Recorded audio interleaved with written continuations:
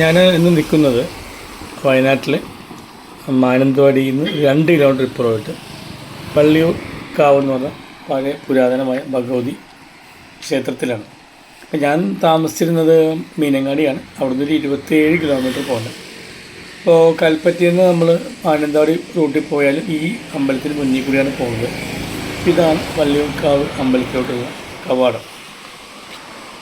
അപ്പോൾ ഈ അമ്പലം ശരിക്കും ദുർഗാദേവിയുടെ ആണ് അവിടുത്തെ ഡയറ്റി. ദുർഗാദേവിയുടെ 3 ഭാവങ്ങൾ അവിടെയുണ്ട്: വനദുർഗ, ഭദ്രകാളി, പിന്നെ ജലദുർഗ. ഈ കാണുന്ന ചെറിയൊരു അമ്പലം ഉത്സവ സമയത്ത് മാത്രമേ അവിടെ ചടങ്ങുകൾ നടക്കാറുള്ളൂ. കല്ലുകളൊക്കെ ഉണ്ട്. അതെല്ലാം തന്നെ ആ ഉത്സവ സമയത്ത് മാത്രമേ അവിടെ നടക്കാറുള്ളൂ. ഈ കാണുന്നതാണ് മാനന്തവാടി മീനങ്ങാടി റോഡ്. അത് കൽപ്പറ്റയ്ക്കും ആ റോഡ് തന്നെ പോകുന്നത്. ഇടയ്ക്ക് വെച്ചാണ് തിരിഞ്ഞ് പോകുന്നത്. ഇതിൻ്റെ പുറകിലായിട്ട് അവർ ഒരു മുനിസിപ്പൽ വെജിറ്റബിൾ മാർക്കറ്റ് പണിതിട്ടുണ്ട്. ഈ കാണുന്ന മാർക്കറ്റാണ്. അത് ആർക്കും ഒരു ഉപകാരമില്ലാണ്ട് പണിത് അന്നോട്ട് കിടക്കുന്നതാണ് അവിടുത്തെ നാട്ടുകാർ പറഞ്ഞത്.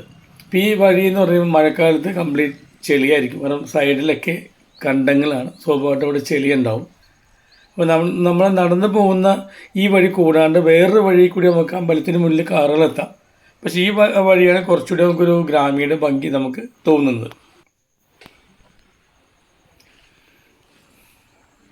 ഇത്രയും ദൂരം നമ്മൾ നടന്നു കഴിഞ്ഞാൽ പിന്നെ അവിടുന്ന് പടികളാണ്. പടികൾ ഒരു 100-ൽ താഴെ പടികളുണ്ട്. പക്ഷെ വലിയ ബുദ്ധിമുട്ടില്ല. നല്ല വീതിയിലാണ് പടികൾ അവർ ചെയ്തിരിക്കുന്നത്. അപ്പോൾ ഈ അമ്പലത്തിലോട്ട് നമ്മൾ കയറുന്നത് ഇവിടെ നിന്നാണ്. അപ്പോൾ ഈ അമ്പലത്തിൽ വിഗ്രഹം ശരിക്കും തന്നെത്താനുണ്ടായ സ്വയംഭൂ എന്നാണ് വിശ്വസിക്കപ്പെടുന്നത്. ഇവിടുത്തെ ആദിവാസികളാണ് ഇവിടെ ആരാധിച്ചിരുന്നത്. അമ്പലം ശരിക്കും വലിയൊരു അമ്പലമൊന്നും പറയാനല്ല, ചെറിയൊരു അമ്പലമുള്ളൂ. പക്ഷേ ഈ വയനാട് ജില്ലയിലെ ഏറ്റവും വലിയ ഉത്സവം നടക്കുന്നത് ഇവിടെയാണ്. മാർച്ച് മാസത്തിലാണ്. 14 ദിവസമാണ് ഇവിടുത്തെ ഉത്സവം. ഒരുപാട് ആൾക്കാരെ പുറത്തുനിന്ന് ഉത്സവം കാണാൻ വരാറുണ്ട്. ആ കാറ് കിടക്കുന്നത് കണ്ടില്ലേ? വേറൊരു വഴി കൂടി നമുക്കിവിടെ വരാം. ഇതാണ് ഈ കാണുന്ന അമ്പലത്തിൻ്റെ കോമ്പൗണ്ട്. അമ്പലം എന്ന് പറയുന്നത് ഈ ഒരു മരവും ഈ ഒരു ഫ്രണ്ടിലുള്ള ഒരു ചെറിയൊരു ഷെഡും പിന്നെ അതേപോലെ തന്നെ ആ കാണുന്ന ശ്രീകോവിലും മാത്രമേ അമ്പലമായിട്ടുള്ളൂ. അമ്പലത്തിൽ കൂടുതൽ സ്ഥലം നമുക്ക് ഇരിക്കാൻ വേണ്ടി അവിടെയുണ്ട്. പിന്നെ തുലാഭാരത്തിൻ്റെ സ്ഥലമുണ്ട്. ഇതിൻ്റെ ഒരു പ്രത്യേകത എന്ന് വെച്ച് കഴിഞ്ഞാൽ ഈ അമ്പലത്തിൽ ഉത്സവം തുടങ്ങിക്കഴിഞ്ഞാൽ ഒരുപാട് ആചാരങ്ങൾ ഇവിടെ നടക്കുന്നുണ്ട്.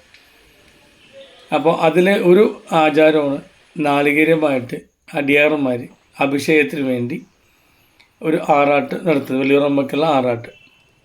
അതേപോലെ തന്നെ ഒരു ഒപ്പനപരമുണ്ട്. അത് ചീരമ്മക്കോട് ഭഗവതി അമ്പലത്തിൽ നിന്ന് കല്ലോടിയിൽ നിന്നാണ് വരുന്നത്.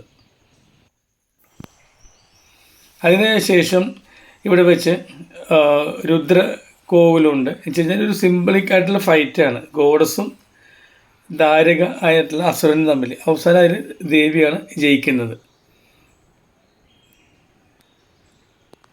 അപ്പോൾ ഈ ഉത്സവത്തിൻ്റെ പ്രത്യേകത എന്ന് വെച്ച് കഴിഞ്ഞാൽ ഇവിടുത്തെ വയനാട്ടിലെ ഉള്ള അവിടുത്തെ ആദിവാസികൾക്ക്, ഇപ്പോൾ നമ്മൾ മറ്റുള്ള ഏത് ജില്ല വെച്ച് നോക്കിയാലും വയനാട്ടിൽ നമ്മളിപ്പോൾ കൽപ്പറ്റ ഒഴിച്ചിട്ട് ബാക്കിയുള്ള സ്ഥലം കൽപ്പറ്റയിൽ ഉണ്ടെങ്കിലും ബാക്കിയുള്ള ഏത് ഒരു സിറ്റി ആയിക്കോട്ടെ അല്ലെങ്കിൽ ഏതൊരു ഗ്രാമം ആയിക്കോട്ടെ ഏതൊരു സ്ഥലത്ത് ചെന്നാലും നമുക്കവിടെ ആദിവാസികളെ നമുക്ക് കാണാൻ പറ്റും. അപ്പോൾ അവരുടെ ആയിട്ടുള്ള ട്രഡീഷണൽ ആയിട്ടുള്ള കളമെഴുത്ത് ഈ അമ്പലത്തെ ഉത്സവത്തിൻ്റെ രാത്രികളാണ് നടത്തിപ്പോരുന്നത്. അതേപോലെ ലോക്കലായിട്ടുള്ള ഈ ട്രൈബുകളുടെ ഡാൻസുകളുണ്ട്. അവരുപയോഗിക്കുന്ന അവരുടേതായിട്ടുള്ള വാദ്യോപകരണങ്ങളാണ്. അതെല്ലാം കാണാൻ ഒരുപാട് പേര് പല ഭാഗത്തു നിന്നായിട്ട് വരുന്നുണ്ട്. നമുക്ക് കൽപ്പറ്റയിൽ നിന്ന് മാനന്തവാടി റൂട്ടിലെത്താം. അതല്ലെങ്കിൽ നമുക്ക് മാനന്തവാടി കണ്ണൂർ റോഡുണ്ട്, ആ റോഡ് വഴി വരാം. അതേപോലെ തന്നെ നിലമ്പൂരിൽ നിന്ന് ഊട്ടി റോഡിലാണെങ്കിൽ നമുക്ക് ഈ അമ്പലത്തിൽ എത്താൻ പറ്റും. അപ്പോൾ ഇത് വളരെ പേരുകേട്ടൊരു അമ്പലമാണ് വള്ളിയൂർ കാവ് എന്ന് പറയുന്നത്. അവിടുത്തെ വള്ളിയൂർ കാവ് അമ്മ അത്രയ്ക്കും വേണ്ടപ്പെട്ടാണ് വയനാടുകാർക്ക്. അപ്പോൾ എനിക്ക് ഇവിടെ താമസിച്ചുകൊണ്ട് പോയി കാണാനുള്ളൊരു ഭാഗ്യം ഉണ്ടായിരുന്നു. ഇവിടെ രാവിലെ ആണെങ്കിലും വൈകുന്നേരങ്ങളിൽ പ്രത്യേക ഒരു അന്തരീക്ഷമാണ്. ഈ വയലും പിന്നെ വേറൊരു മൃഗങ്ങളുടെ ചെറിയ ചെറിയ ചീവടികളുടെ ശബ്ദം ഒക്കെ നമുക്കൊരു ഏകാന്തമായിട്ടുള്ള അന്തരീക്ഷം അവിടെ കിട്ടും. അവിടെ ഇരുന്ന് കാണാനുള്ള ബെഞ്ചുകൾ അവർ അറേഞ്ച് ചെയ്തിട്ടുണ്ട്. അത് 2020 ഇതെല്ലാം വീണ്ടും ഇങ്ങനെ രണ്ടാമത് മോഡിഫൈ ചെയ്യുന്നതാണ് അവിടെ എഴുതി വെച്ചിരിക്കുന്നത്. അപ്പോൾ എപ്പോഴെങ്കിലും നിങ്ങൾ വയനാട് പോകുന്നുണ്ടെങ്കിൽ ഈ അമ്പലം തീർച്ചയായിട്ടും നിങ്ങൾ വിസിറ്റ് ചെയ്യണം. തിരുനെല്ലി അല്ലെങ്കിൽ മണിക്കാവ് ശിവക്ഷേത്രം പോലെ തന്നെ ഇതും ഇമ്പോർട്ടൻ്റ് ആണ്. വീഡിയോ ഇഷ്ടമെന്ന് വിചാരിക്കുന്നു. മറ്റൊരു വീഡിയോ ആയിട്ട് വരുന്നതായിരിക്കും. വീഡിയോ കണ്ടതിന് നന്ദി. Thank you. ബൈ.